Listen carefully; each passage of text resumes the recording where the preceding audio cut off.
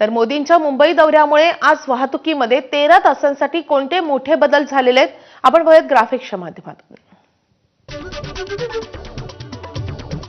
तर छत्रपती शिवाजी महाराज मार्ग, श्यामाप्रसाद मुखर्जी चौक सर्वसामान्य वाहनांसाठी पूर्णतः बंद असेल। फक्त आपत्कालीन वाहनांसाठी हा मार्ग सुरू असेल। नॉर्थ कोर्ट ते ॲडम स्ट्रीट जंक्शन पर्यंतचा पी रामचंदानी मार्ग देखील वाहतुकीसाठी बंद ठेवण्यात आला आहे। तर रिगल जंक्शनकडे येणाऱ्या वाहनांना शहीद भगतसिंग मार्ग, महाकवी भूषण रोड, बीके मोहन मेहराम रोडकडे वळवण्यात आले आहे। पी रामचंदानी मार्गावरील वाहतूक अलवा चौक, रेडिओ क्लब, हाजी नियाज आझम रोड आणि जगन्नाथ पालव चौक मार्गे वळवण्यात आली आहे। तर ॲडम स्ट्रीट आणि पी रामचंदानी मार्गावरील टॅक्सी स्टँड आणि बेस्ट बसचे थांबे देखील आज बंद राहतील।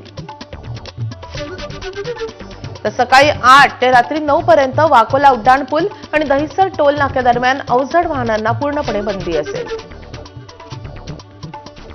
पश्चिम द्रुतगती महामार्गावर सर्व अवजड वाहनांना पूर्णपणे प्रवेश बंदी आहे।